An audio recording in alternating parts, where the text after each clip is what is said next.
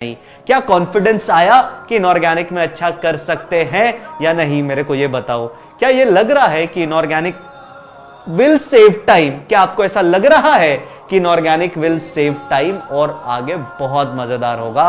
Inorganic का best part है यार, बेस्ट पार्ट है सर, बेस्ट पार्ट। मैं आपको बोल रहा हूं ना, 2 चैप्टर इनऑर्गेनिक के शुरुआत के, एक केमिकल बॉन्डिंग जो कल से शुरू होगा। ये 2 चैप्टर आपको पूरे जेईई मेंस के इनऑर्गेनिक में 4 से 5 सवाल कवर करके देंगे। बहुत बढ़िया। कुछ बच्चे बोल रहे हैं सर हमारा नेगेटिव मार्क आया, कुछ बच्चे बोल रहे हैं सर हमारा ये हो गया, बहुत कम नंबर आया। मैं एक बात बोलना चाहता हूं, ध्यान रखना, जिनके कम नंबर आ रहे हैं उनके लिए फैज अहमद फैज एक शायर हुए बड़े मशहूर, उनकी 2 लाइनें याद रखना हमेशा, बहुत मोटिवेटिंग लाइनें हैं। लाइनें क्या है सर?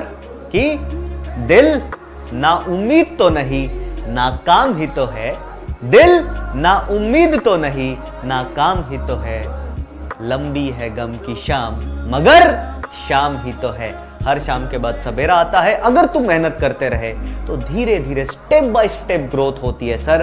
आपके पास टोटल 2 साल का समय है अपने आप को एक्सेल करने के लिए। ये T20 मैच नहीं है सर कि आज खराब खेले तो बाहर हो गए। This is not a knockout match. JEE mains, JEE advance का प्रिपरेशन नॉकआउट नहीं होता है sir. It takes time, it take effort. दूसरा एग्जाम्पल, फिर दूसरी बात मैं आपसे यह भी कहना चाहता हूं सर कि सर आप जिस एग्जामिनेशन के लिए जा रहे हो ना, दैट रिक्वायर्स टाइम। काफी टाइम चाहिए होता है उस एग्जामिनेशन को। आप सोचते हो कि इसे झटपट करेंगे और सब कुछ हो जाएगा। No sir, it requires time. कल को मान लो तुम जेईई करते हो, बहुत अच्छा परफॉर्म करते हो, जेईई में आगे चल के गए, यूपीएससी एग्जामिनेशन देने चले गए, सिविल सर्विस एग्जामिनेशन की, सर हमें आईएएस बनना है।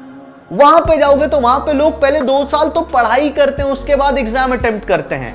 वहां पे लोग 2 साल तो पहले पढ़ाई करते हैं, उसके बाद एग्जाम अटेम्प्ट करते हैं। डरने की बात नहीं है, थोड़ा बहुत इंजीनियरिंग मैंने भी कर रखी है तो मैं इन चीजों को तो संभाल सकता हूं। आई गेस अभी आ जाएगा, है ना? ऐसे डरने का नहीं है कि अरे क्या हो गया, एकदम स्क्रीन धोखा दे गया। नहीं, धोखा क्या देगा यार, सब कंट्रोल हमारे हाथ में। क्या बात आपको समझ में आई? तो याद रखना सर, इट टेक्स टाइम। तुम कोई भी एग्जामिनेशन की तैयारी करो, it is a lengthy process और पूरे प्रोसेस में तुमको ग्रेजुअल इंप्रूवमेंट करना है।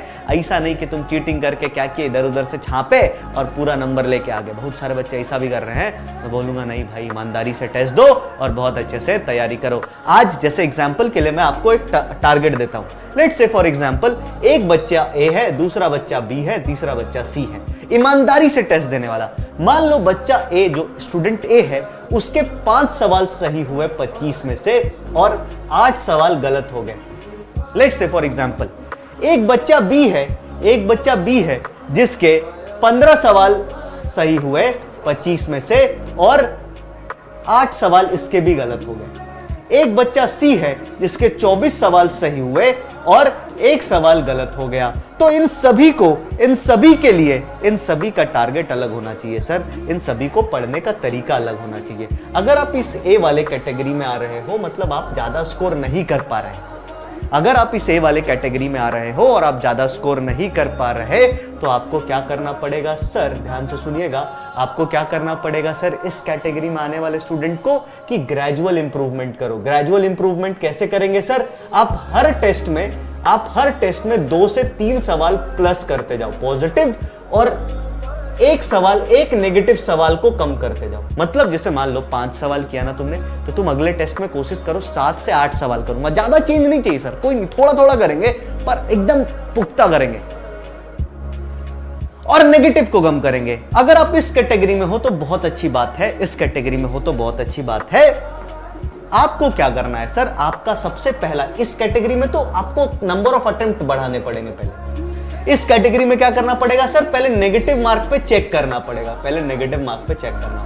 कि नेगेटिव मार्किंग रोको, फिर नंबर ऑफ अटेम्प्ट बढ़ाओ। जैसे एग्जांपल के लिए 15 सवाल कर दिए, 8 सवाल नेगेटिव किए। अगर यही 8 सवाल सही कर देते तो 23 सवाल सही हो जाते ना दोस्त। तो इसमें आपको नेगेटिव मार्किंग चेक करनी पड़ेगी कि नेगेटिव मार्किंग को रोकना है अगर आप इस कैटेगरी में आते हो। और अगर कोई बच्चा इस कैटेगरी में आता है तो मैं उसके लिए ऐसा नहीं बोलूंगा कि वाह बेटा तू जेईई क्वालिफाई कर गया, तू फोड़ गया, तू तो जेईई में, अब तू ही है जेईई में और कोई नहीं। ऐसा नहीं होता सर। आज आप क्या परफॉर्म कर रहे हो, that does not matter. Even 25-30% after 2 years। अगर आप 2 साल तक कंटिन्यू स्टडी नहीं करते हो, आज मान लो रज के पढ़ाई की 15 घंटे है ना, तुमने क्या किया सर, 11th के स्टार्टिंग के 6 महीने 11th के स्टार्टिंग के 6 महीने 20 घंटे पढ़ाई कर दी दोस्त। चलो 20 घंटे नहीं, तुम्हारी औकात के हिसाब से ले लेते हैं, ये तुम्हारी औकात से कहीं ज्यादा है। तुमने 10 घंटे पढ़ाई कर ली, छोड़ो 10 घंटे, तुमने 7 घंटे पढ़ाई कर ली रोज सर, ये भी बहुत ज्यादा है, ये भी तुम्हारी औकात से ऊपर है सर। औकात का मतलब सारी क्लासेस करने के बाद, क्लासेस के अलावा मैं बात कर रहा हूं, स्कूल क्लासेस के अलावा मुश्किल है सर, बहुत इम्पॉसिबल है, नेक्स्ट इम्पॉसिबल है।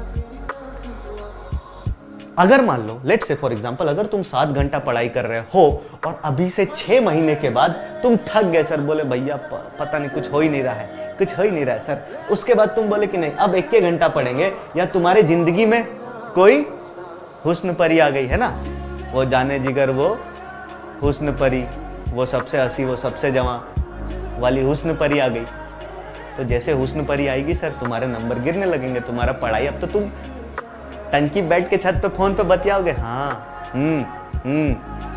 इसी में लग जाओगे सर, तो ये ग्राफ गिरने लगता है सर। तो याद रखना अपने लाइफ में अपना ग्राफ हमेशा ऐसे जाना चाहिए सर, ऐसे ना जाए कोई दिक्कत नहीं है, आपका ग्राफ अगर ऐसा जा रहा है तो भी ठीक है, ऐसे कांस्टेंट, थोड़ा सा उठा फिर ऐसे कांस्टेंट, फिर थोड़ा सा उठा फिर ऐसे कांस्टेंट, फिर थोड़ा सा उठा, फिर ये भी करते रहोगे ना तो जेई में क्वालिफाई हो जाओगे। लेकिन ऐसा उठने की कोशिश मत करना सर कभी भी ना सर, सीधा नीचे गिरोगे और फिर कहीं के नहीं बचोगे, याद रखिएगा। हाँ, सौंदर्य साबुन निर्मा, बहुत बढ़िया, समझ गया मेरी बात। और अगर कोई बच्चा सी कैटेगरी में आ रहा है तो मैं उसको फिर से बोलूंगा, the most difficult part when you are topper, then the most difficult part, मतलब 24 का मतलब है 25 में 25 भी ला रहा है यार, वही है, एक ही बात है। The most difficult part is to hold on to it, hold on to it. अगर तुम टॉपर हो, टॉपर बने रहना बहुत मुश्किल है, क्योंकि धीरे धीरे सिलेबस बढ़ता जाएगा। तो आई होप आपको ये बात समझ में आई होगी। अगर आप इस कैटेगरी में हो तो आपको डिमोरलाइज होने की बिल्कुल जरूरत नहीं है, क्योंकि सबसे अच्छा स्कोप आपके पास है सर। आप 2-2 सवाल सही तो करते जाओ, अगले टेस्ट में आपको कॉन्फिडेंस मिलेगा कि यार नंबर बढ़ रहे हैं, ग्राफ हिचकियां ही लेते हुए, हिचकोले ही लेते हुए पर ऊपर जा रहा है, graph is rising, increasing curve बन रहा है। बोलो बोलो बोलो, बात समझ में आई? हाँ।